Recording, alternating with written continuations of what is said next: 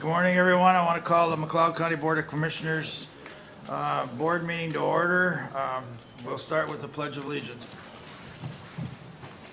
I pledge allegiance to the flag of the United States of America and to the republic for which it stands, one nation under God, indivisible, with liberty and justice for all.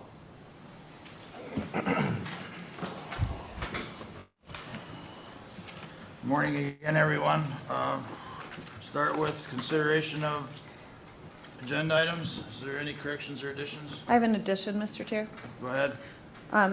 Lucas Plowman from the McLeod County Holstein Association is going to present an award to Randy Stark. That will be placed after item 5. Okay, any other corrections or additions? Move to approve with the additions. Motion made by Commissioner Nagel to approve the agenda, seconded by Commissioner Luthens. Any discussion? Hearing none, we'll proceed to vote. All in favor, say aye. Aye. Opposed? Agenda items are approved. Consent agenda. Any additions or corrections to it? No, Mr. Chair. Move to approve. Second. Motion made by Commissioner Wright, seconded by Commissioner Nagel to approve. Any discussion? Hearing none, proceed to vote. All in favor, say aye. Aye. Motion carries. Commissioner warrants. Bills of $65,400. Your motion to pay the bills? So moved. Motion made by Commissioner Wright. Is there a second? Seconded by Commissioner Luthens. Any discussion? Hearing none. All in favor of paying the commissioner warrants of $65,400, say aye. Aye. Opposed? Motion carries. Some proclamations. I believe Barrett's going to read the proclamations.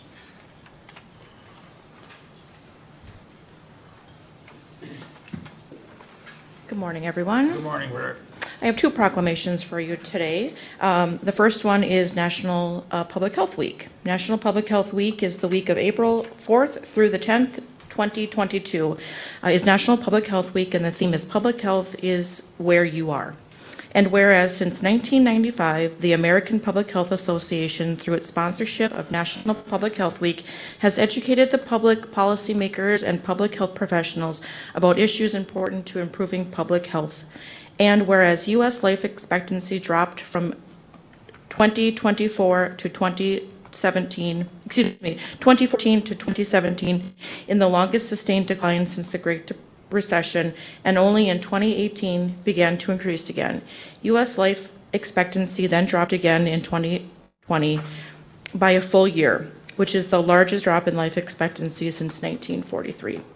And whereas there is a significant difference in health status, such as obesity, poor mental health, and drug use among people living in rural areas compared with people living in urban areas, and this variance increases because rural residents are often more likely to face social determinants that negatively impact health, such as poverty, transportation barriers, and lack of economic opportunity. And whereas a person's health status can differ drastically by zip code due to differences in the built environment, environmental quality, community context, access to healthy food, access to education, and access to health care. And whereas public health professionals help communities prevent, prepare for, withstand, and recover from the impact of a full range of health threats, including disease outbreaks such as COVID-19 pandemic, measles, natural disasters, and disasters caused by human activity. And whereas public health action, together with scientific and technological advances, has played a major role in reducing and, in some cases, eliminating the spread of infectious disease and establishing today's disease surveillance and control systems. And whereas preventable risk factors such as physical inactivity, poor nutrition, tobacco use, and excessive alcohol use are leading causes of chronic disease, and 6 in 10 U.S. adults have a chronic disease, and 4 in 10 have 2 or more. And chronic diseases cause 7 of every 10 deaths annually in the United States. And whereas the COVID-19 pandemic has illuminated and exacerbated racial inequities, and a growing number of local, state governments, and public health leaders have declared racism a public health crisis. The week of April 4th through 10th, 2022 is National Public Health Week in McLeod County, and we call upon the people of McLeod County to observe this week by helping our families, friends, neighbors, co-workers, and leaders to better understand the value of public health and supporting great opportunities to adopt preventive lifestyle habits in the light of this year's theme, Public Health is Where You Are. Okay, my next one. This is the State of Minnesota proclamation signed by Governor Tim Walz. Child abuse. It is Child Abuse Prevention Month, Child abuse and neglect are major social problems that are pervasive yet preventable, with over 35,000 cases of maltreatment reported in Minnesota in 2020. And abuse impacts children in various ways that can include experiencing a range of emotional, psychological, and physical trauma resulting from abuse or neglect. And children's advocacy centers are devoted to combating this concern through intervention and prevention services that bring together professionals as multidisciplinary teams to create a coordinated approach to child abuse. And nationally, over 900 children's advocacy centers serve victims of child abuse and physical abuse, as well as their non-offending family members. And in Minnesota, Children's Advocacy Centers serve over 2,600 children who receive services in the wake of abuse. And Child Abuse Prevention Month promotes the social and emotional well-being of children and families and acknowledges the importance of community collaboration throughout the state with respect to prevention of child abuse and maltreatment.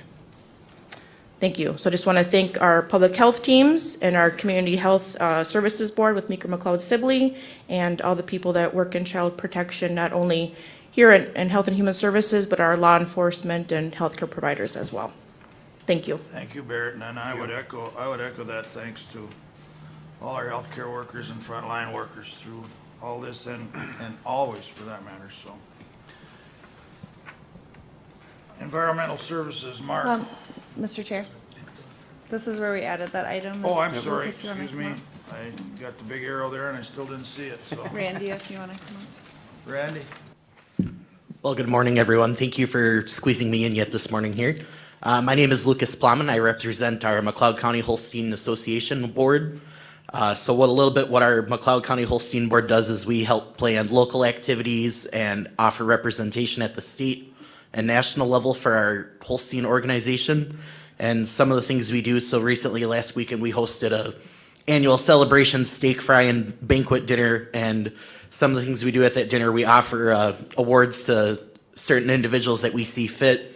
And McLeod County Public Works actually has 2 recipients present today that we awarded awards to. The first one I'm going to talk about was one that we presented to Randy Starkey for Person of the Year.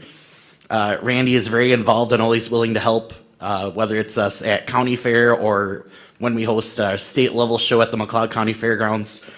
Just willing to go above and beyond to make sure everything runs smoothly, and just can't get by without him. So we'd like to present this award for his service and dedication.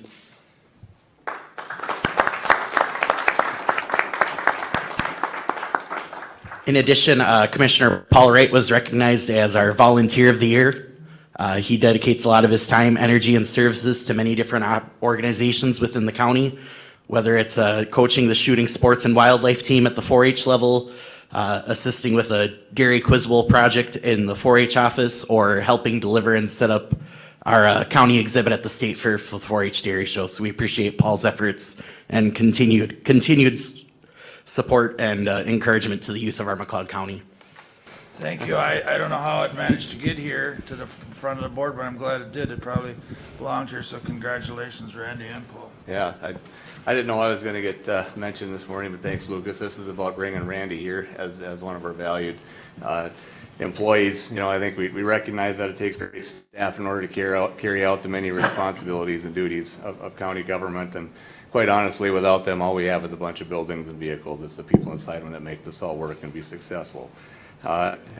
Randy, You know, I've mentioned many times to people, he's like our Energizer rabbit because he just goes and goes and he's in like 10 places at once, especially during the county fair. So I think for Randy to be recognized by our community and by our constituents for his outstanding service and his willingness to always be there to help, and he realizes how important our parks and fairgrounds is to us and to all of us to be able to use.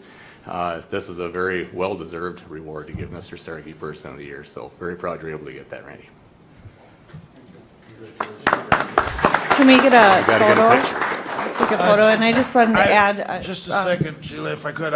Paul's being modest on his work as well. I mean, he was mentioned, but Paul works tirelessly behind the scenes with the board and make sure we don't forget to acknowledge our youth and work hard to keep the fairgrounds appealing to them. So I want to make sure he gets his accolade as well. So thank you, Paul. Yeah.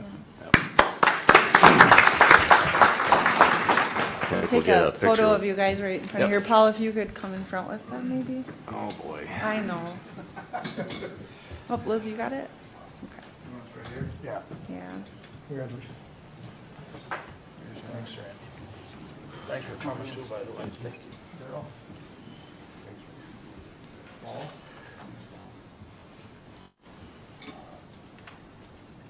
right, 1, 2, 3. We'll do one more. 1, 2, Smile wide, eyes open. 3. I think everybody's eyes are open. Doug's talking. It always looks like smiling, so it works. Yeah, of course. Please go ahead, Randy. I just thank you, Lucas. Appreciate that. Thank you. Not many to know, but long time ago, even before the fairgrounds was where it is right now, at Century Avenue, before it was at the old site, McLeod County Holstein Association basically fundraised a lot of money back then when they built up the exhibition building and continued that name where it was now and donated a lot of money for where the facility is right now on the grounds. So I just want to make sure everybody knows that. The building just didn't get built just because of it was them, the Egg Association is how that got there. So just a little bit of background but appreciate the award, Paul, Lucas, but also we have a great staff. Paul mentioned that it's not just one person. If it wasn't for all of us to do what we do there, it takes more than one person to make the merry-go-round go around. So I got one of them in attendance. That's Joe Zek, and he's been here for 5 years. So he got his award for this year for the county. Joe does a lot behind the scenes that people have no idea about, plus all our other members that weren't here to make it. So we appreciate that, guys. Thank you. Thank you. Thank you again. Now environmental services, Mark. Morning. Morning. Tough act to follow.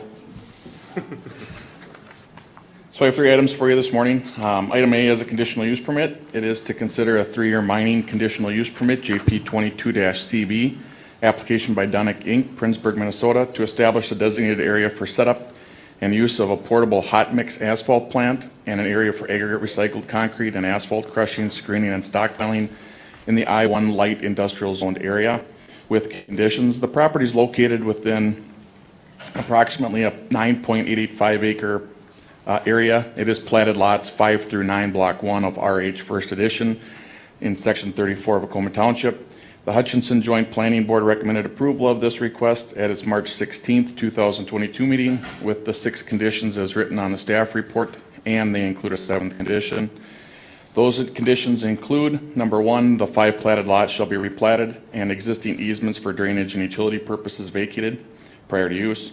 Number 2, hours of operation for crushing, screening, hot mix facility are Monday through Friday, 8 a.m. to 4 p.m. No crushing, screening shall occur on the weekends.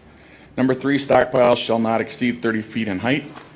Number 4, the applicant shall submit to the McLeod County Environmental Service Office approval from the Minnesota Pollution Control Agency for the National Pollutant Discharge Elimination System, state disposal system permit MNG 490000 prior to start of mining, recycling, asphalt production activity.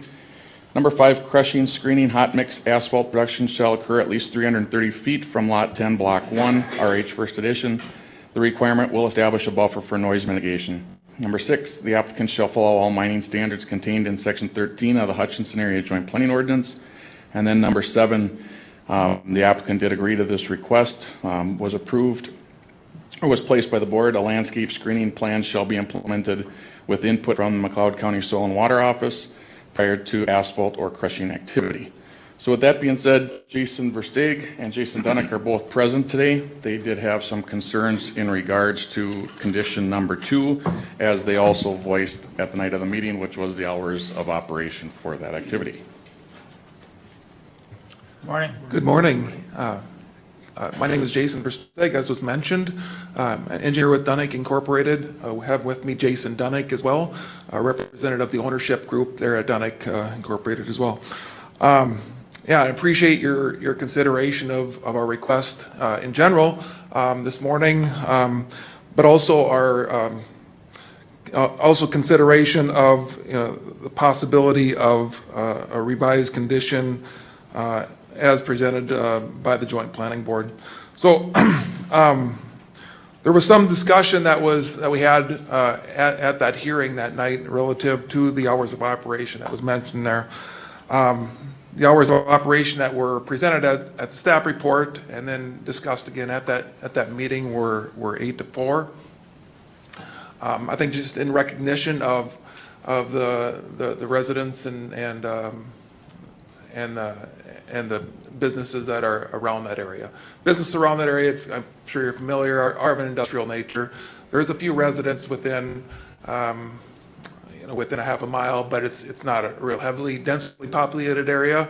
But there is some residents, so I think this was in response to that. Ultimately, what was recommended was what the staff report presented, and that was hours of operation Monday through Friday, 8 to 4 p.m., and then no crushing or screening occurring on the weekends.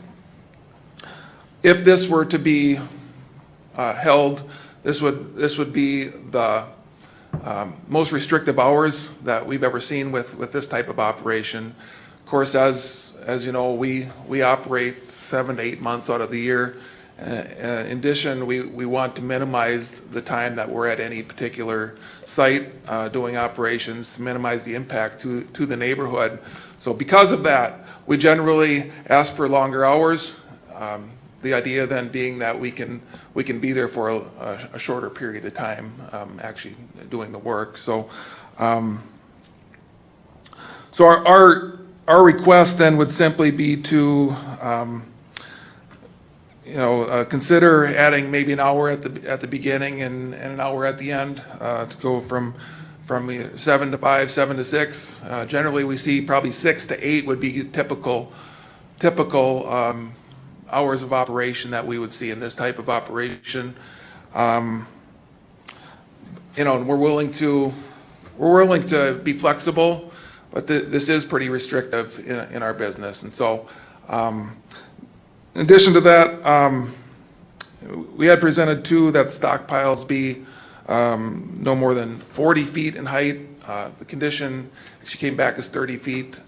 So again, that would be another one that we'd want you to possibly consider, just letting us get a little higher stockpiles. These stockpiles are put up with stackers, and generally that's about the height that we like to. That's optimal for this type of operation. So, with that, I don't know, Jason, do you have anything you want to add to that? I think you've said it well, Jay. Good morning, Mr. Chair and members of the board. It's good to see you again. It's been a long time. We understand that summer is a great time to be outside, but we also I think you all understand, and most of you guys have probably been in farming, that your days get going. I know in the Holstein business, your days get going before 8 o'clock in the morning, and that's the same with construction. And so we'd like you to consider, probably the more of our concern is the morning than it is the evening. You can probably run out 7, 8, 10, 12 trucks at 4 o'clock and finish your day at the job site by 6, where the harder part is getting started in the morning at 8 o'clock. It's pretty late for us. It gets pretty late for a lot of people that are in business. And so we'd like you to consider this, we'd like you to consider both times to push them out an hour each But we're really concerned about the 8 o'clock start. And then just the way the equipment is made today, like Jason said, the stockpiles are more optimal at 40 feet. So that's our request, and thank you. Mark, or how did we get here? I mean, I'll tell you the truth. I read it, and I've got a number of calls on it. I didn't know. I thought it was an agreed to permit, but what can you tell me how we got to this? Yeah, so the 8 to 4 was staff coming forward because of the business that's located out there. We did get some concerns in regards to the operation and the hours, and then there's some housing to the south and to the west. So the hours of operation, typically, if it's in a more isolated area, 7 to 6, 7 to 7 is our normal conditions that we place, similar to stockpile, that 30-foot stockpile. Based on most contractors that do work in our area, that's their conveyor, that's the height of the pile. So that's why we came forward trying to be consistent from permit to permit. This being where it is zoned industrial, it is adjacent to a concrete plant, it is adjacent to some other industrial zone businesses. So the concern was hours of operation, not to impact in the summer months those residences that are located there. So what hours of operation does the concrete plant have? There aren't, at this particular time, there aren't any. So that is a concern, obviously, and that was brought up at the public hearing. And the Joint Planning Board at that time thought that just trying to be consistent, because the encroachment is further to the south where the majority of those residential houses are, that it was something that they were taking into consideration. I'm just, I didn't prepare anything necessarily for this item, but I've been in this business or helped work for or been around this. 8 o'clock for those guys is probably bad. I have to concede to that because the hot mix plants usually starts before everything else and getting everything going so you get it out to the job site. And that's just my opinion. There's 4 others of you here, but I guess I can understand that part. So I'd like to hear from someone else. But I fielded a few calls about this, but it wasn't specific to the hours. It was just not in favor of it at all. I didn't hear the consideration of hours. But again, that's what I know. Go Mr. ahead. Chair, not to put Commissioner right on the spot, but you're on the joint planning. Can you give me, especially, or at least, or probably us, the pulse of how this went and how we got here? Yeah, I think there was a number of residents in attendance that night, and they were concerned about noise, odor, just the general activity. But yet, this is an industrial zoned area, so that's what it's designated to do. The hours of operation were talked about quite a bit, and one of the things that was brought up as far as being the annoyance of the activity is more the sound of the backup beepers continuously at what time in the morning versus night.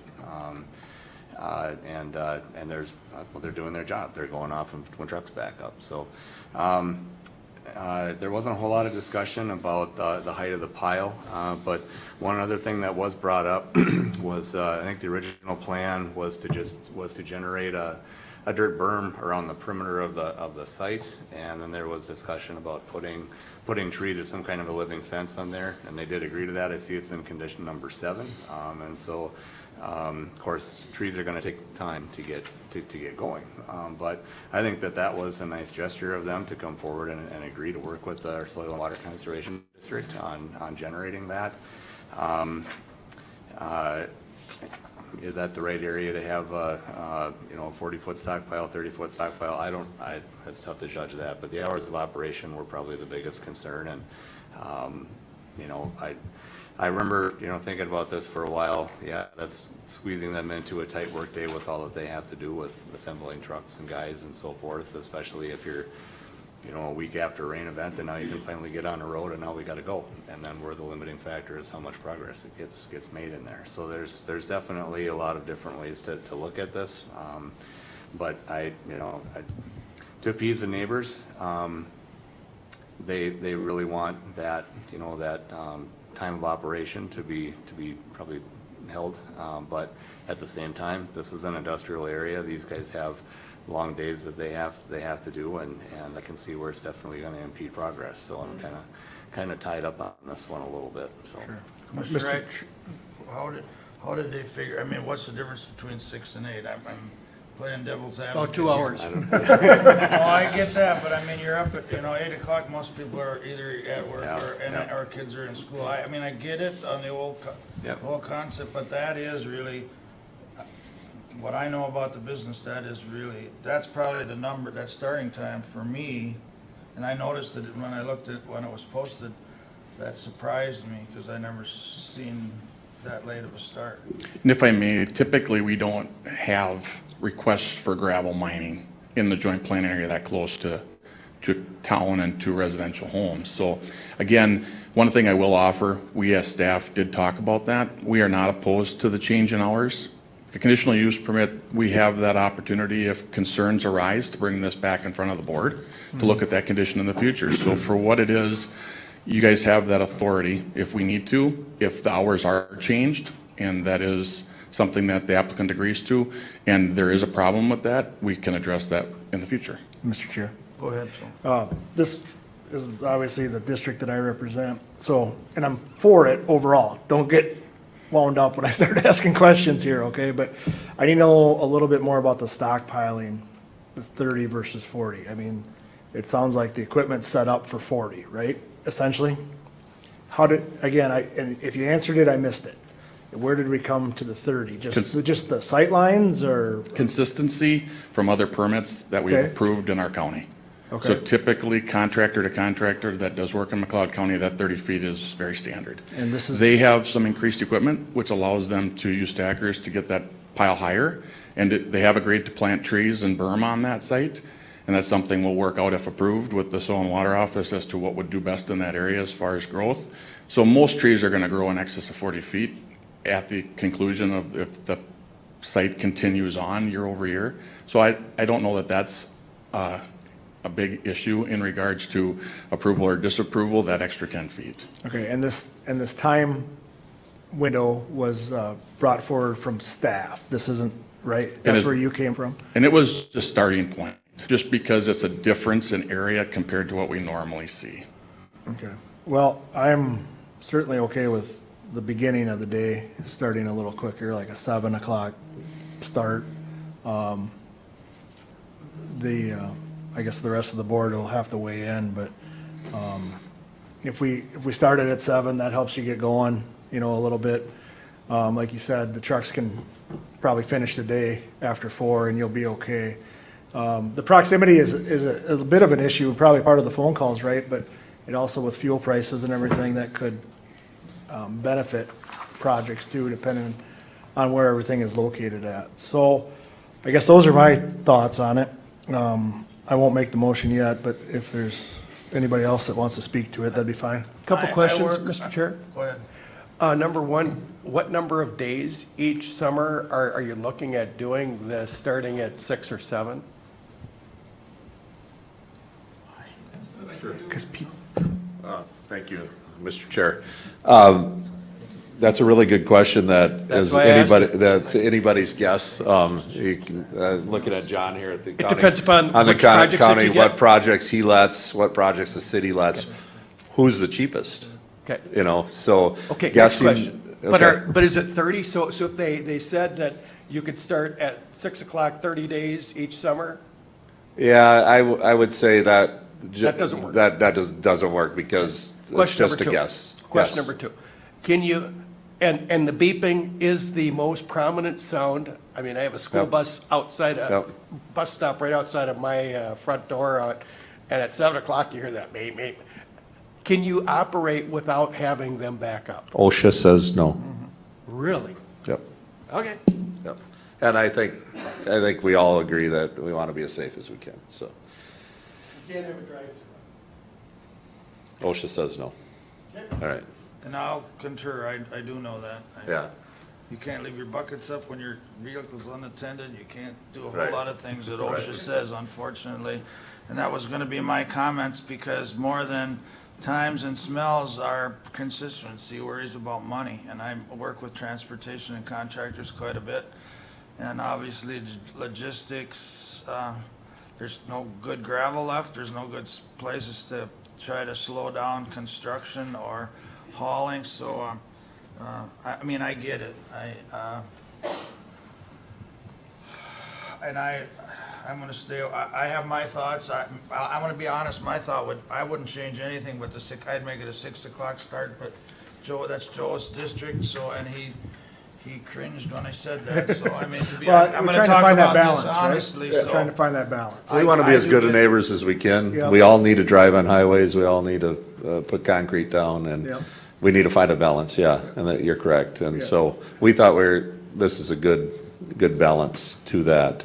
So, Would 7 o'clock be satisfactory to you? we'll take 6, but 7 o'clock will be satisfactory. I bet you'd take 5, but anyway, 7 Right, o'clock. right, yeah. Yeah, don't Key to get these- greedy or I will. The key to these, I've worked in these, but the key is the morning for that's the heart of the whole deal. If they can't get the material out to the guys, it doesn't matter, you know, it's, so I get it, but I'll yield to a person who's district. And I'm not afraid to review this either way, right? If we come back and listen, it makes sense to move to 6 or back to 8, you know, and not saying we're pulling the permit, but revising it. I think we gotta not, on all our conditional use permits, not be afraid to look at them and tweak them if it warrants. So, and that being said, the difference obviously is it's within a joint planning area than some other plants or things that are out there. So we'll see where this goes, but I'll throw out the motion to approve the permit, amending the time to 7 a.m. start times. And end at 5? No, end at 4.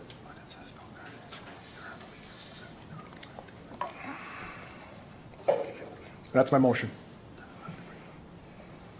Well, I'll second it. We got to get her into discussion. A motion's been made by Commissioner Nagel to revise it to 7 a.m. start, and seconded by Commissioner Wright. Discussion. What's the logic of ending at 4 o'clock? The same, I understand the way you said it is the same thought. Yeah, it's in regards to that staff standpoint, due to the homes, people coming home from work, you know, using their property for outdoor activities, whether it's gatherings, kids. What time does the concrete plant stop? Yeah, and I understand that, but this encroachment is further to the south, which was the concern that staff had, because this is considerably further to the south than the concrete plant, and that's one of the questions Mr. Dunnick had asked, you know, in regards, are these conditions restrictive to the concrete plant? Because it's under their subsidiary, and the answer to that is no. That permit has already been issued. So if they elect to do that activity at the concrete plant on that footprint, they can do that.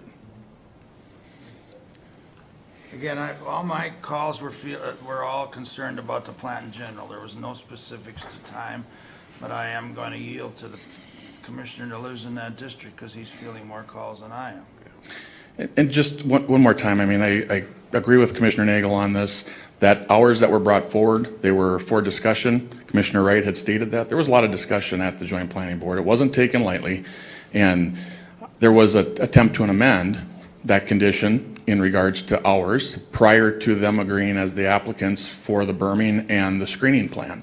So my personal opinion as staff, just, you know, I live next to one myself. I don't hear the crushing that occurs. They've come a long way with that technology, and the screening and the berming on that site should help immensely. So that was not on original conditions just because of the right-of-way of 115, but it is a fairly high-traffic road, so road noise may be louder than some of the activity that's occurring there. And again, not afraid to review it if we can. Absolutely. Correct. I mean, if it makes sense to review it, either way, not afraid of that. This is just our starting point, if you will. I'll go along with the motion, being that that's in there, that we're able to revisit, you know, see how things work out. That's true of every conditional use permit. You have the right to review conditions. But at least it's stated in here that we will, you know, for everyone's benefit. But you guys have anything else before we? Yeah, I would just add that, you know, this is we don't know how many days or months or how long we're gonna be in the area each year. So we may not get there until year 2 of the 3-year conditional use permit. So, I think looking at the Commissioner, what you suggested is be open to outcome, right? Not attached to it, is a great point, because we may only be there 6 weeks out of 3 years. And then people go, well, big deal. They're hardly there. So it's not like placing something that's going to be there forever. So thank you. All right, thank you. With that, I'll call the question. All in favor of amending the conditional use permit to 7 to 4, say aye. Aye. Aye. Opposed? Aye. Call the question. Commissioner Luthers? No. Commissioner Wright? Yes. I am yes. Commissioner Nagel? Yes. Commissioner Schmalz? No. Motion passes 3-2. We'll move on. Thank you. Item B is to consider distributing up to $22,230.33 of McLeod County Aquatic Invasive Species funds for the Lake Marion AIS Program 2022 Improvement Association for treatment of curly leaf pondweed with funds from the AIS budget 25-694.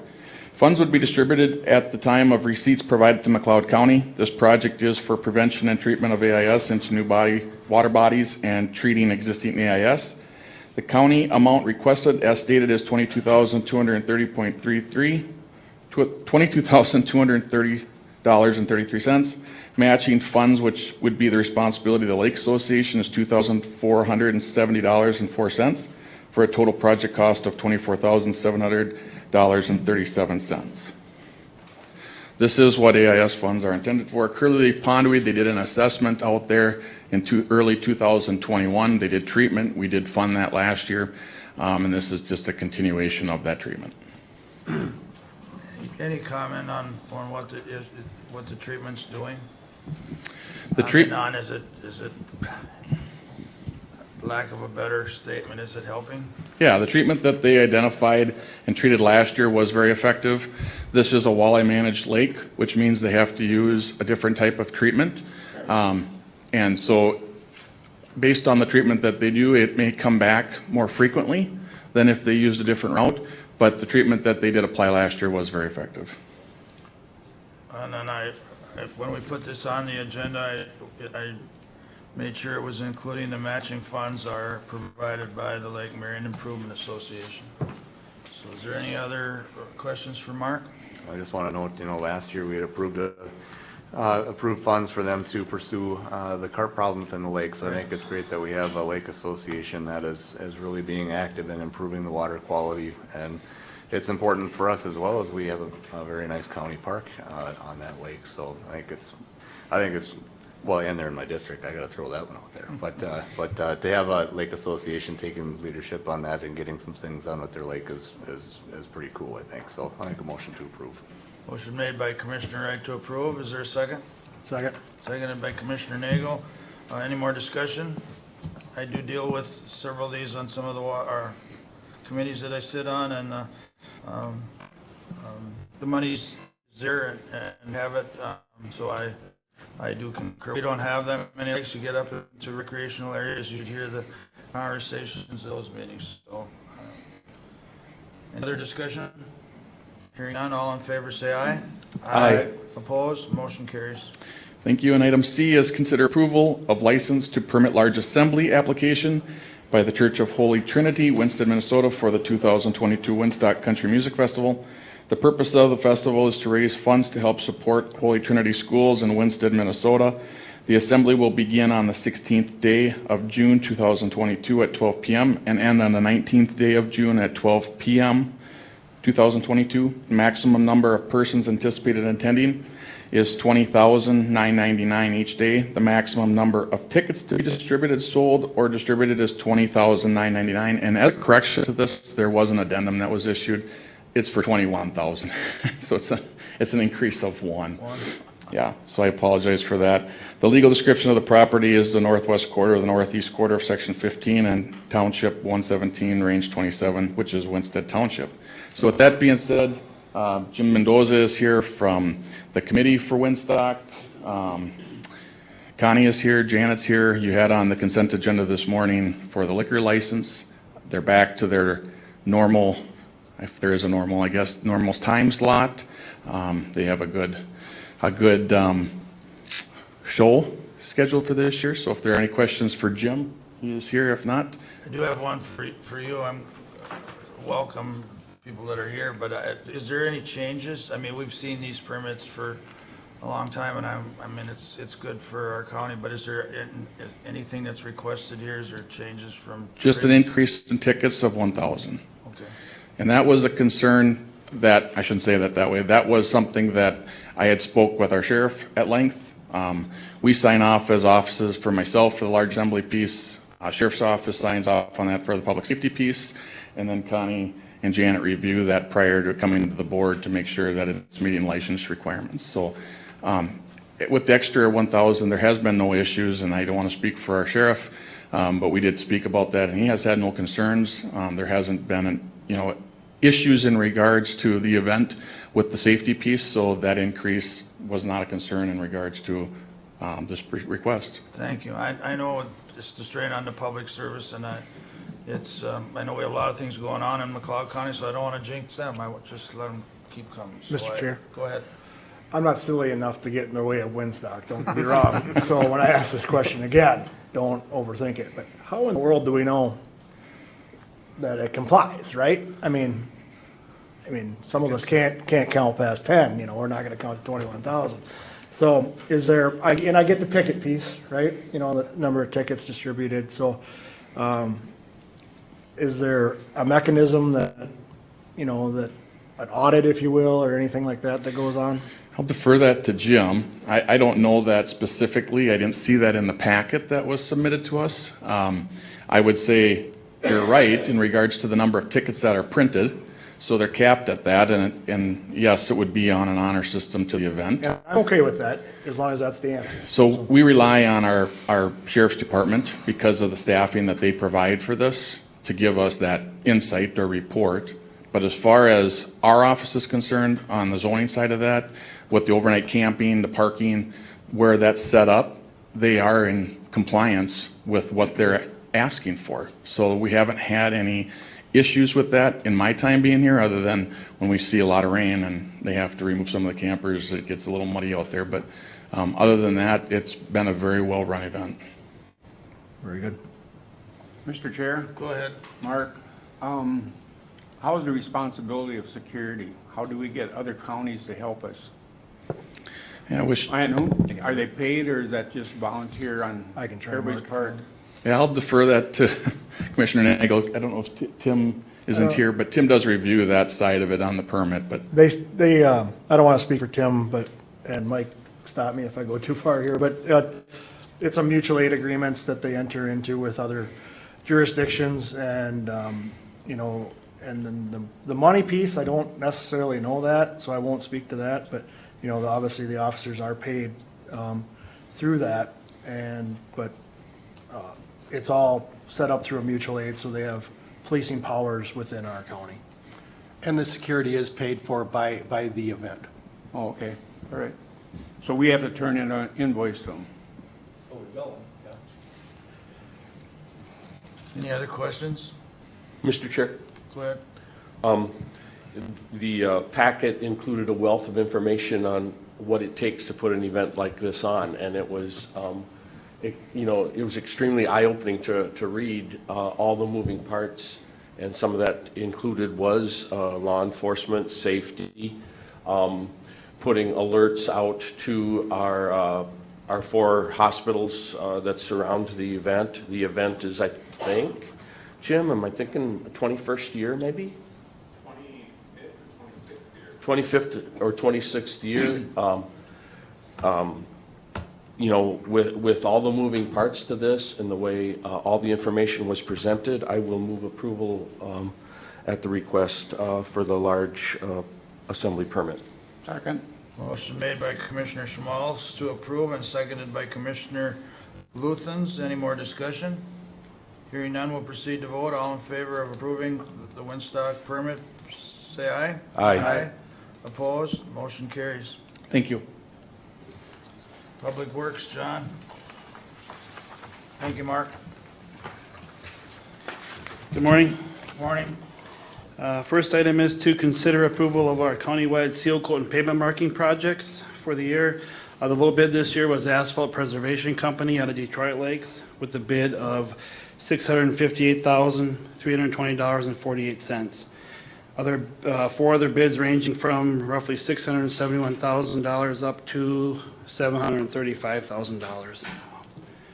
That bid is about 15% over what we did last year, but you know, that's kind of been the theme with a lot of the construction projects nowadays with everything going on. So we think it's a good bid, and we recommend award to Asphalt Preservation Company. Any questions for John? So moved. Motion made by Commissioner Wright to approve. Is there a second? Second. Seconded by Commissioner Schmalz. Any more discussion? Hearing none, we'll proceed to vote. All in favor of approving the contract with Countywide, say aye. Aye. Opposed? Motion carries. All right, item B is to consider additional construction engineering services from SCH out of Hutchinson. These were due to the changes beyond what was originally proposed in the previous agreements for the Morningside project, SAP 43-615-13. The amount of those changes are $42,625, and most of those stem from the changes we did to the roundabout, as you know, last summer. Justin Black with SCH is here. He can go into some more detail with the breakdown of the different costs if there are questions for that. But that's what it was primarily related to. The only questions that I have is I look back and Pat, we did discuss this all at the time of the change, and the quick math I did, I couldn't, it correlated with that. Not that I like it, but it correlated with that, and the county's picking up the full share of that, and I don't think anything changed from the time of that decision, did it? No, this, and I mean, Justin, this is primarily related to that change order for the roundabout, correct? Yeah. So I don't think we should pass this on to the city of Glen. No, I know that's. I didn't mean that, but I'm just wanting to make sure that was the discussion. I looked back at all the notes, and this all correlated with everything we had discussed at that time, and I don't see any purpose in doing anything, opening it up again. It's all fine. Again, I don't like spending the money, but I'm getting some calls that like it now that it's done. So, Mr. Chair, we'll go from there, Commissioner Nagel. This is what we signed up for, so I move to approve. Motion made by Commissioner Nagel to approve. Is there a second? Second. Seconded by Commissioner Wright. Any more discussion? Hearing none, all in favor say aye. Aye. Opposed? Motion carries. All right, thank you. One last thing, I'd just like to put a plug in for next Wednesday is our open house for the County Road 1 concrete overlay rehabilitation project. That'll be at the City Center in Glencoe from 4 to 6 o'clock. And as you know, also that's tied to MnDOT's having their open house that night for the J-turn projects at County Road 1 and Chandler and then Highway 212. So if folks want to go to that next Wednesday. Thanks, John. Yeah, it's important. I would echo the same thing. If people that are interested or have questions or complaints even come, there's pretty good knowledge there of what's going on. They'll explain it out. And Yep. Thank you. Yep, thanks. Connie, we have a public. Wasn't watching the time, to be honest with you.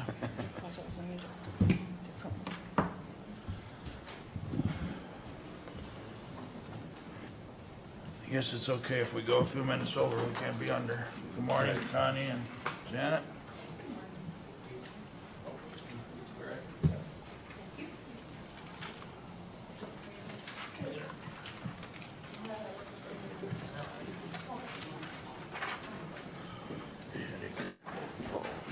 Oh, that's a common occurrence for me lately. Maybe I don't have enough caffeine. That's juicer.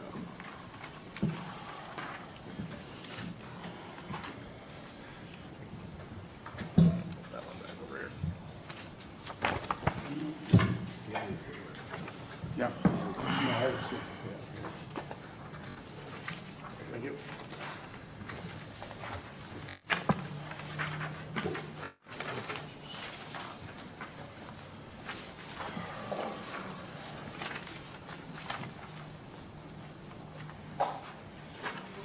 Are we ready? Go ahead, Connie. I guess we've all got our paperwork here, so, good morning. Okay. Good morning, Chair and other members. I'll let you open the public hearing. Motion made by Commissioner Nagel to open the public hearing. Is there a second? Second. Seconded by Commissioner Wright. All in favor, say aye. Aye. Opposed, motion carries. Go ahead, Connie, thanks. Okay, sure. Item A, I'm here to consider adopting Resolution 22CB-18 to adopt the McLeod County Resolution for County Commissioner Districts and establish county commissioner terms. Today's public hearing was published 3 weeks prior to the hearing in the McLeod County Chronicle and was also posted on the county website. The preliminary plans were made available to the public for in-person inspection and were available also on the website. I did not receive any county commissioner redistricting plans from the public for consideration of the board today in today's hearing. So a little bit about the history and the timeline. Counties are required to redistrict or reestablish commissioner district boundaries within 80 days of the completion of legislative redistricting or by April 26th, whichever comes first.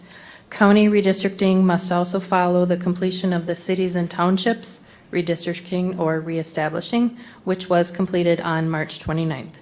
The current County Commissioner 5 district boundaries and populations as provided in Plan A do meet the criteria for reestablishing. The county has an existing schedule of when the commissioner seats are up for re-election, which provides staggered terms, and with consideration of Plan A, the current schedule does meet the criteria to retain the current election schedule of commissioners. So traditional districting principles are to keep the districts as nearly equal in population as possible, keep compact and contiguous territory, preserve political subdivisions, communities of interest, and cores of prior districts. Criteria for county commissioner redistricting. Commissioner district boundaries are no longer on precinct or ward boundaries. So since I'm not changing with Plan A, that will still be so. Commissioner districts would know if they're no longer contiguous, which they are, so that is still meets. Commissioner district varies in population more than 10% from the average of all districts in the county unless the result forces a voting precinct to split. So with that test, you consider the average population in the county. So the new population of the county after the 2020 census is 36,771. The average of that is 7,354.2. And then a 10% variation either over or under the average. So if you like, I'll read these numbers. District 1 is 5.56 above.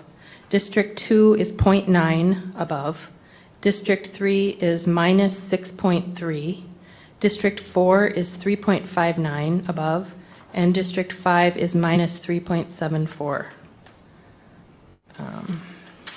Again, the average. Repeat District 3, please? District 3 is minus 6.3%. So they had to be within 10%, which they are in Plan A.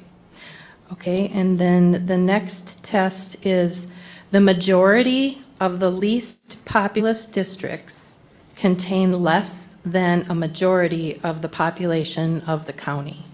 So what that means is you'll take the least populated districts. I think you said that backwards.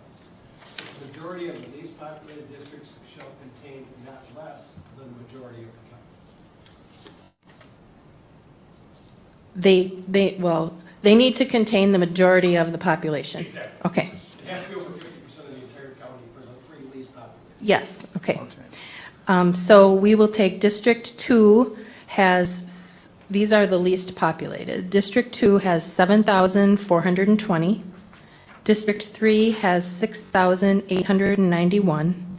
And District 5 has 7,079.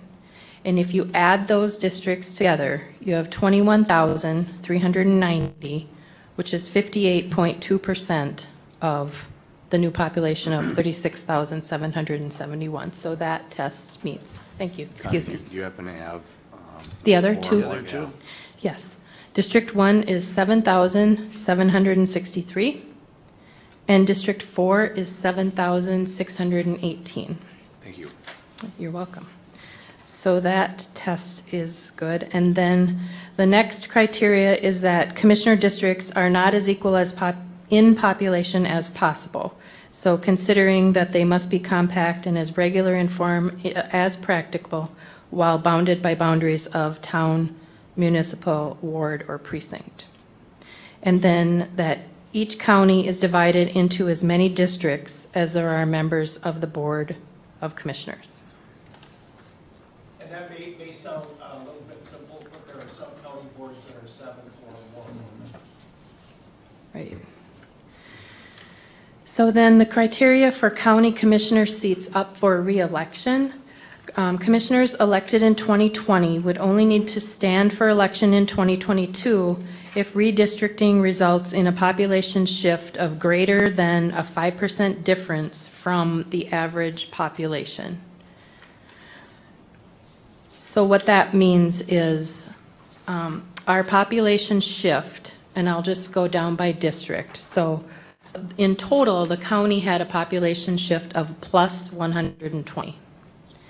And then the population shift, I'm going to go District 1 through 5. So District 1 had a minus 75. District 2 had a plus 111. District 3 had plus 48. District 4 had plus 140. And District 5 had a minus 104. So the 5% difference from the average is the number of 367.71. And all of those numbers that I just read are under 367.71. So they're good in their shift. The last thing that I wanted to give as far as data, I just wanted to mention, discuss the future growth and growth potential. So District 2 is still one of the least populated, and of course we do expect growth in District 2 with perhaps 212 coming out farther. District 3 is one of the least populated. They do have considerable commercial growth. So, I'm hoping for more residential growth in that southwest area. And then District 5, which is, of course, the northwest, isn't as least populated as District 3, but, still considering the countywide was only 120 total change. My next steps after today are to notify the Secretary of State of an approved resolution and a map by May 3rd. And then I will also need to publish this plan, which I would publish that map of the county that's up. And then also a chart of the congressional Senate districts and commissioner districts, as our Senate districts did change too, and that's exciting. So, questions for me, and then we'll need public input. Any questions for Connie? Mr. Chair? Go ahead. You talked about larger counties and having more commissioners. Why would you do that, not just have the 5 take more on? Because they can, under statute. The metro counties are the ones that do it, and that's where, and I think that St. Louis, Kenton, Olmsted, and maybe Stearns. But it's the most populous counties that have more county commissioners. Thank you. If you look at other states, Barron County, Wisconsin, has 32 commissioners. You got to be kidding. It's just a different way of doing business, and they operate everything on a committee basis, and they only have a full county board meeting once a month, and it's for a half an hour. But it's just a different way of doing government. They handle it, on even numbers, they do they're structured completely different than what we would do, but. Don't fix it if it's not broke. You see Liz cringe when she heard 32 commissioners to have to take care of? Stefan's wondering what he got himself into back there too, so. Well, any other questions for Connie from the commissioners? Otherwise, I'm going to open it to the public. And I have reviewed this. It does meet all of the legal requirements. And from the practical side, it meets all of those requirements also. What's interesting to note here is the area that probably experienced the greatest amount of growth was Lester Prairie. And that is different than what it has been in the past. It used to be Hutchinson that had the most growth. And in this sense, it looks like it's Lester Prairie. Yeah, I mean, there's smaller numbers, but I was surprised by a couple of numbers. Acoma surprised me as well, but. Well, I just got to defend District 3. We might be underpopulated, but we got the best farmland out there. Yeah. So, any more questions before I open? Any public input? Cows don't count toward the census. I suppose, yeah. Or rocks. Or rocks, yeah. Seeing no public comment, you have nothing else, Connie? I would entertain a motion to close the public hearing. You have to adopt the resolution. Oh, I'm sorry. We do have to do this as stated by you with all the numbers that you have given. Mr. Chair? Go ahead. Other than the southern boundary between 3 and 5, where Paul and I get confused what street is which, I think it all looks really good. So I would move to adopt the resolution. Motion's been made by Commissioner Nagel to adopt the resolution. Second. Seconded by Commissioner Luthens. Any more discussion? Hearing none, I'm going to do a roll call on this one. So Commissioner Luthens? Yes. Commissioner Wright? Yes. I'm yes. Commissioner Nagel? Yes. Commissioner Schmaltz? Yes. It's 5-0. Our resolution's approved. Thank you, Connie. Thank you. Now I'll take the motion to close the public hearing. Motion made to close the public hearing. Is there a second by Commissioner Wright? All in favor say aye. Aye. Opposed? Motion carries. Public hearing is closed. Employee relations. Hannah. I'll present. Hannah's not in today. Item A, employee relations. Consider approval of the evaluation committee recommendation to grade the McLeod County recorder position to grade 220 upon the transition of the recorder to an appointed employee position. The county recorder is currently elected. You voted on January 18th to transition that into an appointed role, and upon retirement of Lynette Schrupp, we are recommending a grade 220 for this role, which is in line with other positions at the county. So moved. Motion made by Commissioner Nagel to approve. Is there a second? Second. Seconded by Commissioner Luthens. Any more discussion? Or any discussion? Hearing none. All in favor of the change, say aye. Aye. Opposed? Motion carries.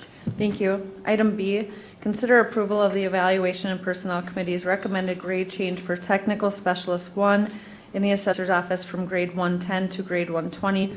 This change affects one person, and I see it as appropriate to be aligned with our grading system. Is there a motion to? Moved. Motion made by Commissioner Wright for the change to grade. Is there a second? Second. Seconded by Commissioner Luthens. Any discussion? Hearing all in favor, say aye. Aye. Opposed? Motion carries. Thank you.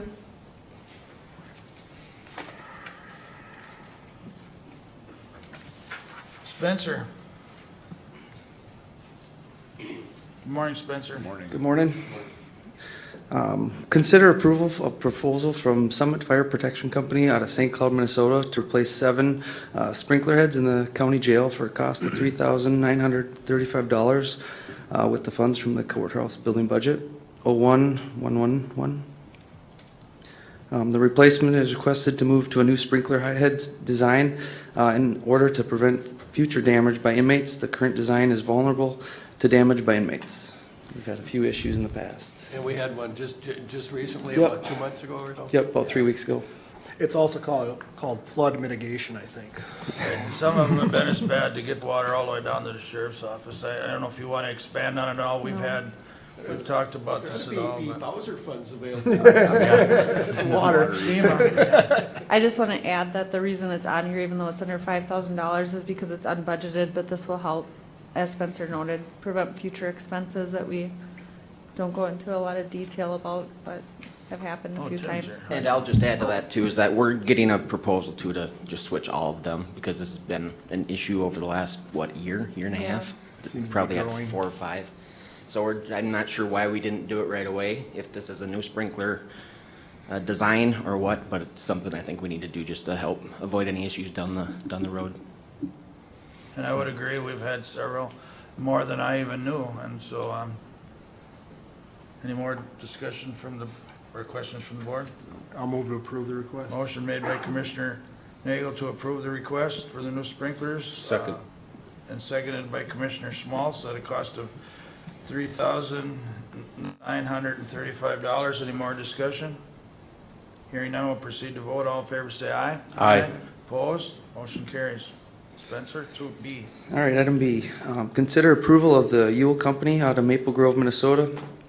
Quotes for work requested through the 2021 Safe and Secure Courthouse Initiative grant at the County Courthouse and Law Enforcement Center for a cost of $30,406 with funds from the designated for capital assets budget 25807.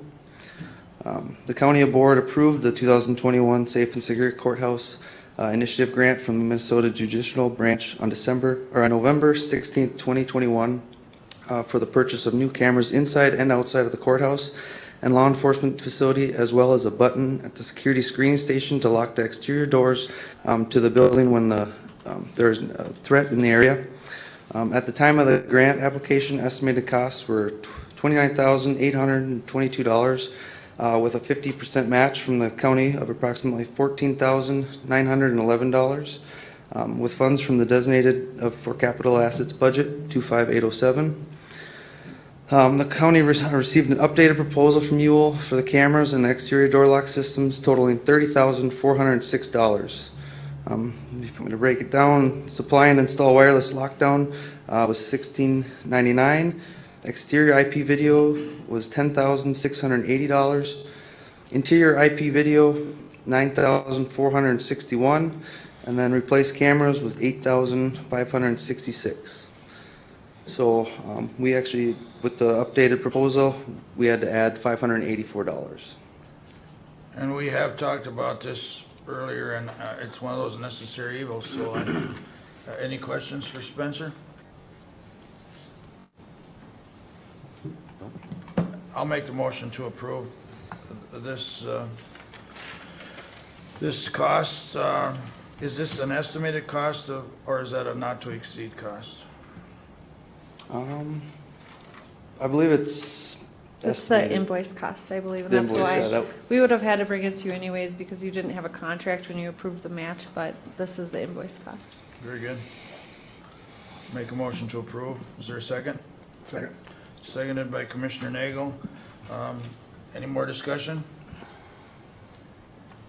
Hearing none, we'll proceed to vote. All in favor, say aye. Aye. Opposed? Motion carries. Did good job, Thank you. Spencer. Sheriff's Office, Tim. And Ward. Tag teaming this morning. Good morning. Yeah, the first two I'm going to defer to Chief Deputy Ward since he did all the legwork and he's better versed on the numbers and that kind of stuff, so he'll handle the first two. Good morning. Good morning. All right, A, consider approval of 5-year contract with Axon Enterprises Incorporated out of Scottsdale, Arizona to purchase body-worn cameras and tasers for the cost of $294,423.96 with funds from the Sheriff's Office budget.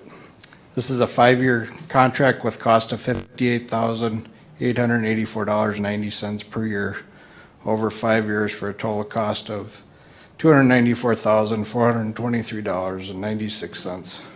The body-worn cameras are refreshed at 2.5 and 5 years during the 5-year contract. The Sheriff's Office budgeted $52,000 in 2022 for the implementation of the body-worn cameras. Funding for the project will come from a combination of donated money that the sheriff's office received, and budgeted funds. Any questions for Ward?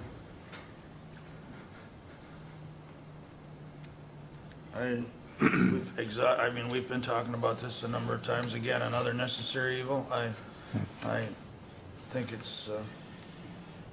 Is this the jail too, or just the? I did two separate line items. This one for the patrol, and then the second one will be for the jail. Read ahead, Joe. Okay. I did look through the numbers. So with this contract, this one includes the tasers. We have spend roughly $6-7 grand a year on tasers now, so it was a wash. Just to add it in, you get a little bit of a bundle deal by doing the combination. Thanks for mentioning that. I did notice it when I read the proposal. But any other questions? Move to approve item A under the sheriff's items. Motion made by Commissioner Nagel to approve. Is there a second? Second.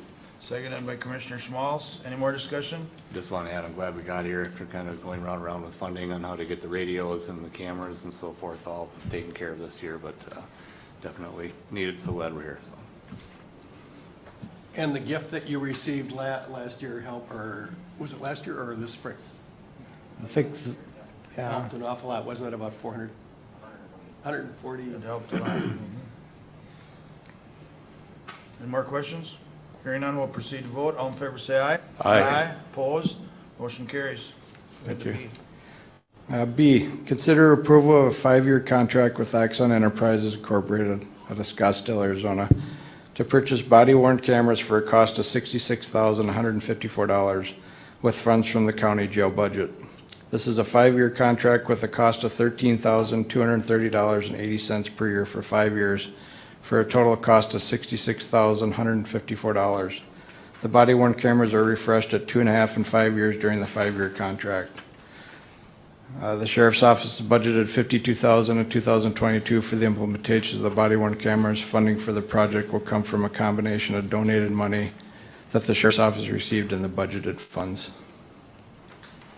Mr. Chair. Go ahead. Move proposal B under the sheriff's agenda. Motion made to approve item B is by Commissioner Smalls. Is there a second? Second. Seconded by Commissioner Wright. Any more discussion? Again, a necessary evil. I totally, I've been in favor since day one. It just protects our officers and our county. So I hope you never have to use them, but right. There's definitely a lot of benefits to them. So they don't need to use them all the time. Call the question. All in favor say aye. Aye. Opposed? Motion carries. Thank you. The last item we have for you is to consider approval of the Rapiscan 8x5 service plan for the county courthouse x-ray cabinet. The service plan includes an annual maintenance inspection and radiation survey that is required by the Department of Health at the state level. We do not currently have this plan, and it came up as an issue when we were audited earlier this year. The cost of the plan is $4,620, and that's with Rapiscan out of Terrence, California. 4,600. $4,620. Any questions for Tim? Mr. Chair. Go ahead, Commissioner. The cost, is that stated, do we assume that's going to be an annual cost? That will be an annual cost. Does that come out of the courthouse budget or out of your budget? This year it's coming out of the 201, which is my budget, and we are discussing where it comes out of the future, whether it stays in ours or if it comes out of facilities or where it comes from. Again, I'm going to prove I'm not. I know what it is, and I get the need. But to try and dissect it, I'm not even going to try. Mr. Chair, we tried to see if it was avoidable to do anything like we always do, and it's just not. So, with having that system, the security system we've committed to, I believe this Correct. It's required. The annual radiation survey is a real big part. The maintenance plan, we haven't had any issues with this device. Our walkthrough oh, it's going to be tough word, magnetometer. We've had a few issues with them that we've been able to mediate ourselves with working through the company, but with this item, we're required to have it inspected annually, and that's one of the issues that came up during our audit with the state. So. Very good. Any more questions? I'll make the motion to approve. Is there a second? Second. Seconded by Commissioner Wright. Any more discussion? Hearing none, we'll proceed to vote. All in favor say aye. Aye. Aye. Opposed? Motion carries. Thank you. County Administration, review. Do you have anything first before we go to the calendar, Sheila? I'll just go at the end of the calendars. Thank you. Very good. A review of the Commissioner calendars. Commissioner Luthens. Thank you, Mr. Chair. March 15th, we'll start out with the workshop, the county workshop. And I think on the 18th, Friday, was an E-Day Zoom meeting. Following week, the 22nd on Tuesday, Buffalo Creek Watershed. Then Wednesday, the 23rd, Planning and Zoning. And the 29th was Health and Human Services. And then I attended a workshop at Grandview Lodge at Nisswa. It was a 3-day seminar. It was really good. And then yesterday was pretty busy. The EAD meeting was canceled, but AMC was 8:30 in the morning, a Zoom meeting, and then followed by MRC at 10 o'clock. So it was a full morning going into the afternoon. Thank you. Let's see. Go ahead, Mr. Wright. Yep, just a couple main meetings. The joint planning meeting, and that was brought discussion here with Dunick. A lot of conversation there, and a lot of conversation here as well. So that's good on those conditional use permits. Our annual joint ditch meeting, which Commissioner Kruger was served as chairman of that group, and so that was our area counties were all brought here to discuss ditch policy and dollar figures as we exchange ditch projects. So that's good enough. Thanks. All right, for me, I also did the after board workshop at the last meeting on the 15th. The 17th, we had a Trailblazer board, joint powers board meeting. On the 22nd, Health and Human Services board meeting. 22nd also was the Buffalo Creek Watershed board meeting. The 23rd had McLeod County HRA. Here still pretty much regular business, working on some talks on redoing, repairing, and updating some of our facilities. Commissioner Wright alluded to our annual joint ditch meeting on the 25th. It's something we do. County sets it up every year to all the surrounding counties that we have joint powers with to discuss our plans, what we have done and what we have coming up. So trying to not to have too many surprises. And how we fund each project. On the 31st, I went to the Transportation Alliance, Commissioner Nagel and myself, legislative day at the Capitol. For me, it's always busy. We got to meet our legislators, and when it gets down into the, be quite honest, when it gets down into the electric metro area, electric cars and repairing the transit, the Southwest Light Rail, they lose me a little bit, so I'll let that go. But yesterday I also had, or Thursday, that same day I had agenda review. And yesterday morning, as Commissioner Luthen stated, we had MRC board meeting. Representative Torkelson was on that call, discussing transportation and the different breakdowns of funding and how it, and I don't have the percentages in front of me, but or they're not in stone anyway, I don't believe, John, are they? But they broke it down on how the money was allotted back out from the state all the way into the small cities and townships. So we had our thoughts on that. We have a couple other good presentations on different things going on in the county, especially on some of the smaller counties that have have no funding, which brought me pretty much up to today. All right, thank you. After the last board meeting, we had our workshop. Later on, also had the Health and Human Services meeting, which was an excellent presentation by a member of our child protection team, and she was able to explain how that works, and it was very beneficial, and I think appreciated. Transportation Day at the Capitol, met with Representative Erdahl and Gruenhagen and Senator Newman, had some excellent discussions regarding that. And other than that, and property tax evaluation phone calls, that's enough. Thank you, Commissioner Nagel. I, too, received a few phone calls with the property tax statements being mailed out this past week or so. Like the others have referenced, after our last board meeting, we attended a workshop, and then that afternoon, I had a well-being committee meeting that I participated in. Then the 17th of March, a Pioneerland Library meeting met in person in Wilmer. And the following week, we all attended the HHSC meeting here at the Government Center on the 22nd. And then on the Thursday, the 24th, I tuned into a pitch that a group called Prime Health put on a Zoom call, and they gave us information about, a plan that they're marketing. And I'll leave it at that. It was just a pitch given. And then later on that afternoon, I had a UCAP meeting by Zoom. And then that gets me into last week.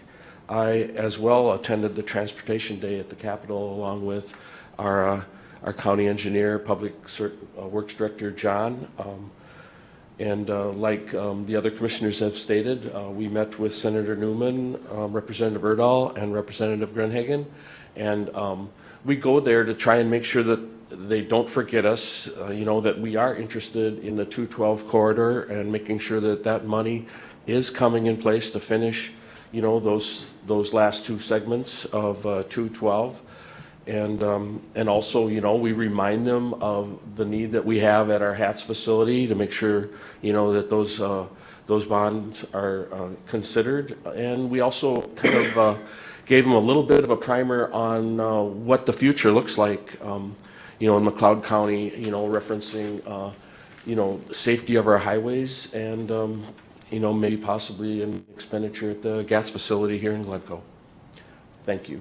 Mr. Chair, I've got one more thing while I have audience here. I've got a thank you from the Winston Lake Watershed Association. They gratefully acknowledge the $2,500 donation from McLeod County. Funds will help offset costs to aerate Winston Lake and improve water quality for all to enjoy. Thank you. And this is signed Evelyn Fowler, Secretary of the Winston Lake Watershed Association. Thank you, Commissioner Smalls. We'll take all the thank yous we can get. Yeah, for sure. And I'm glad it helped them. That's actually a real important project's going on. Mike, do you have anything that you want to add? Nope. I do. Before I go back to Sheila, I just wanted to, when he talked about going down to the Capitol, I talked about Commissioner Nagel. I didn't mean to forget Commissioner Smalls and John. We went there, but we took two vehicles. So anybody that's wondering, we stayed separated. So, and then I wanted to add one more thing. Seriously, in our MRC meeting tomorrow, or yesterday. Well, Commissioner, that doesn't necessarily mean that you didn't violate the open meeting rule, because three could have ridden in one vehicle and one in the other. Sure, thanks for your support and help there. So you had two in each vehicle, right? Yeah, Mr. Chair, let's clarify there were no more than two commissioners in one vehicle. Yeah, and sometimes it's overreacted, and it was meant to tongue in cheek, so whatever, but I do have something important that I wanted to convey, though. Is on our MRC meeting yesterday, we did talk about Prime West. We had the same presentation that Commissioner Smalls just alluded to, and the part of that that's really important is the state-based purchasing. And counties, they're trying to take that away from us through DHS, and I'm really, it's very important for us to be competitive, and I just wanted to bring that up. That took a lot of our time at that meeting yesterday, and it's consuming some of our other time. It's more than just Prime West at state here, but I just want to include that, so thank you. Sheila? Thank you. I'll just add that I did attend the Association of Minnesota Counties Conference with Commissioner Luthens. We were both there, along with Hannah Choflatter, Employee Relations Director. So thank you for supporting that. And most importantly, today we welcome Stefan Wablamo, and if you want to just come up for a minute. He is our addition to administration in Liz's previous role, which enables Liz to start moving into her Economic Development Coordinator role. We're very happy to have you. It's his first morning, so we're jumping right in on a board meeting day. Welcome, Stefan, and if you just want to talk to the board a little bit, or if you guys have questions. Sure. Yeah. My name's Stefan Wiblamo. I live here in Glencoe. I've formerly worked at the Hutchinson newspaper, so some of you maybe recognize me from there. And I'm really excited to begin a new career here at the county. Welcome, Stefan. Welcome. Any questions for Stefan? I'm glad to have him as well. I got involved in the process, very qualified. I'm excited to have you. I hope all the best, and I think we're lucky to have you as well. So thank you. All right. Great, thanks. Go ahead to item A. Consider approval of letter of support to the U.S. Department of Transportation supporting the U.S. 212 Rural Freight Mobility and Safety Project for consideration of federal financial assistance under U.S. Department of Transportation discretionary grant programs. Seeking approval. It basically speaks for itself. I don't know if there's any questions or comments. I have always had some wonder what else the highways were made for. So I always thought that's what they are. But it's an important letter to keep things moving forward, especially for 212. So, Mr. Chair, go ahead. I believe that we do want to ratify approval of letter of support, and I will move that. Motion made by Commissioner Schmaltz to approve the letter of support. Is there a second? Second. Seconded by Commissioner Luthens. Any more discussion? Mr. Chair? Go ahead. Just a question, and maybe, John, you can help me with this. Are we really, when we reference this letter, are we talking about, trying to make sure that we complete, the plan and the 4 lanes that are already in the process, or are we looking at future, anything involving future? This would be money toward the second phase. I think this is supporting Carver County's application for more infra money or build money. Those are the discretionary programs that they're offering up, and we've just like in the past we've put letters of support for, but it's for that second phase specifically, I believe. The second phase between Cologne and Norwood. Yep. Perfect. Between the Transportation Alliance and the 212 Coalition, there's a couple of work hard people on there that put together booklets that include these letters, and they do other letters of support from businesses and from counties, and when they go to Washington or any of these meetings, they carry them. It's been working. I mean, all the years we've been working on 212, I've said it before, I hope before I die I can drive 4-lane all the way to the city. But it's been working. A little while longer. Yeah, I hope so. Couple years. I remember, I know it's been going till the 50s, but I know when I was in the trucking business in the 70s, we were having meetings, some of the same faces, and the guys that are working on this type of thing are still there. John does a good job. Hutch represents it well. Glencoe as well. But it's whatever we can do. I mean, we're slowly inching our way out here. Yep. And Mr. Chair, let's not forget it's not just construction. It's all the safety aspects that go along with the development of 212, whether it's a J-turn, whether it's a roundabout, and future needs of the corridor. Any other discussion? All in favor say aye. Aye. Aye. Opposed? Motion carries. Thank you. Item B, consider adopting Resolution 22-CB-17, dissolution of the county's ditch advisory committee. Again, speaks for itself. We've had workshops on it. We've done everything, so it speaks for itself. Move to approve. Motion made by Commissioner Wright to approve. Is there a second? Seconded by Commissioner Nagel. Any more discussion? Hearing none, we'll proceed to vote. All in favor say aye. Aye. Opposed? Motion carries. Thank you. Item C, notification of board workshop following the board meeting on April 19, 2022, here at the McLeod County Government Center, 520 Chandler Avenue North, Glencoe, Minnesota. Thank you, Sheila. Anything else? Open forum. Anybody here wish to address the board? Press relations. I see no press. So with that, our next meeting will be April 19th, 2022 at 9 a.m. at the McLeod County Government Center, 520 Chandler Avenue North in Glencoe. I'd take a motion to recess. Move recess as stated, Mr. Chair. Motion made to recess is by Commissioner Smalls. Is there a second? Second. Seconded by Commissioner Wright. All in favor say aye. Aye. Opposed, motion carries. We're recessed. Take a 5 to 10 minute